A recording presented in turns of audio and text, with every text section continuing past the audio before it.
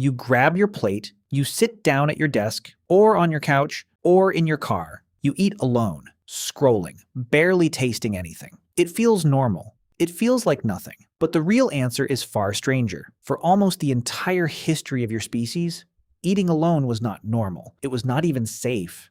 Your body still remembers this. Your brain still expects this. And the quiet discomfort you sometimes feel when you eat by yourself is not in your head. It is in your evolutionary history. Think about the last meal you ate without another person present. Maybe you didn't even notice you were doing it. That's the point. Somewhere along the way, eating stopped being an event and became a task, something to finish, something to get through. But for your ancestors, a meal was never just fuel. It was a negotiation, a ritual, a survival strategy disguised as dinner.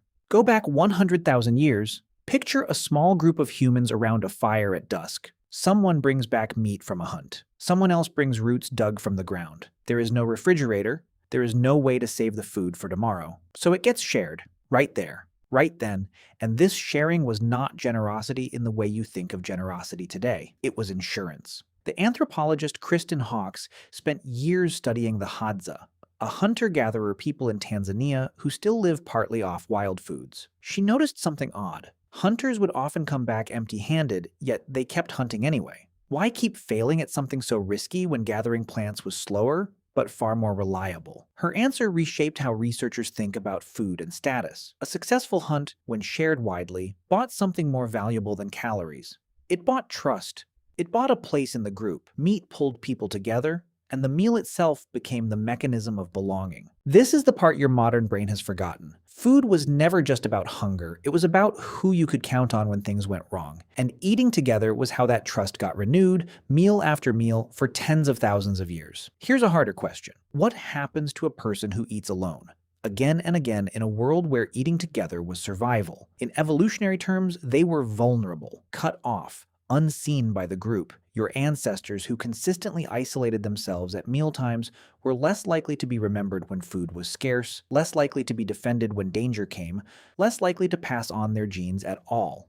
Natural selection is not sentimental. Over enough generations, the humans who leaned into shared meals simply outlasted the ones who didn't. So when you feel a small ache eating dinner by yourself, that ache is not random. It is a very old alarm bell. It is your nervous system flagging a pattern that, for most of human history, predicted danger. Now push further back, past humans entirely. The primatologist Frans de Waal spent decades observing chimpanzees, our closest living relatives, and documented something surprising about food sharing among them. Chimps are not naturally generous. They fight over food constantly, but de Waal found that chimps who shared food with others were more likely to receive grooming, support, and cooperation later on. Sharing a meal was a kind of currency, traded for social safety. If this pattern shows up in chimpanzees, it likely existed in the common ancestor we shared with them, 6 million years before the first human ever lit a fire. Which means the instinct to eat together is not just old. It is ancient beyond ancient. It predates language. It predates tools. It may predate what you'd even recognize as human at all. Here's the twist, though, the part that reframes everything.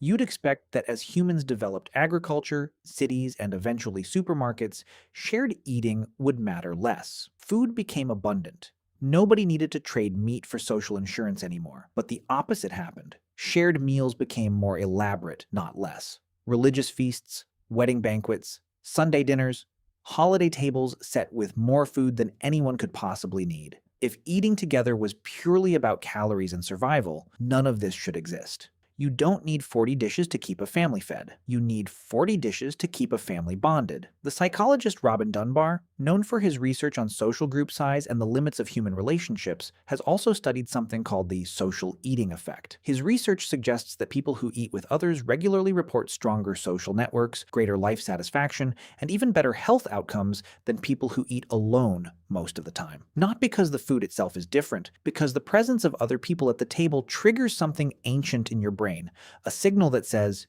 you are safe here, you are seen here, you belong here.